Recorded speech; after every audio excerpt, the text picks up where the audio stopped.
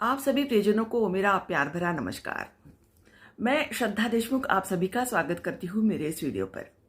आज का जो विषय है वह हमें जीवन में सम्मान मिलना है, इस विषय को लेकर है।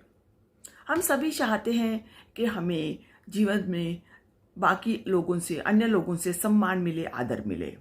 वातावरण अगर ऑफिस का है या हमारे परिवार का माहौल है या अगर हमारी सहेलियों के साथ हम किस विषय को लेकर चर्चा कर रहे हैं या तो किसी बात को लेकर हम अगर कोई उलझन है उसको सुलझाने के लिए हम किसी सभा में बैठे हैं, किसी सत्र में बैठे हैं और उसमें काफ़ी लोग शामिल हैं, तो वहाँ पर अपनी राय कैसे रखनी है जिससे हमें हमारी राय के लिए आदर मिल सकता है।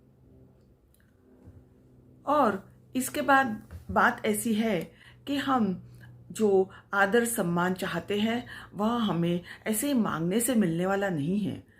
हमने अगर अपने से तय कर लिया कि मुझे सबसे अच्छा बर्ताव रखना है और मुझे सबसे अच्छी ज़ुबान में बात करनी है, तो इससे ये हमारा जो काम है वो काफ़ी हद तक सफल हो सकता है।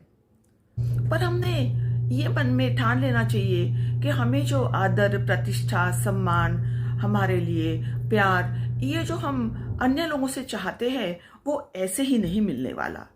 तो इसके लिए हमें बहुत सारी बातों का ध्यान रखना पड़ेगा।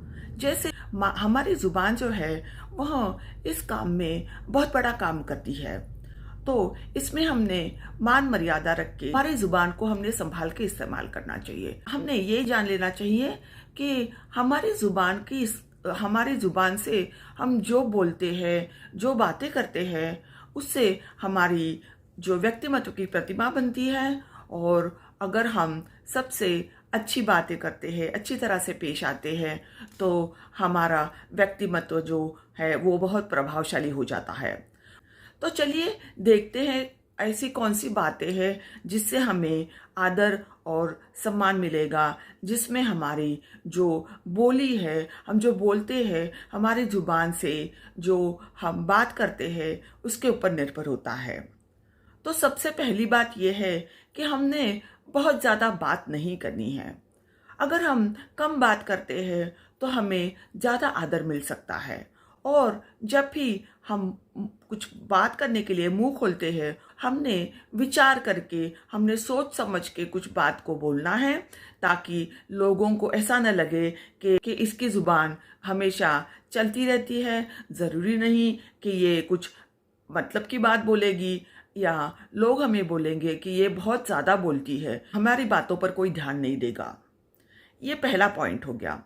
दूसरा पॉइंट ऐसा है कि हम अगर किसी मीटिंग में बैठे हैं, जैसे कोई परिवार का मामला है, ऑफिस का मामला है, तो हमने जो परिस्थिति है उसका पूरा अच्छे से उसका परीक्षण करके अपने जो विचार है, अपनी जो राय है वह अपने दिमाग में रखनी चाहिए, ताकि परिस्थिति अगर आपको अच्छे से पता है तो आप अपनी राय अच्छे से रख सकते हैं।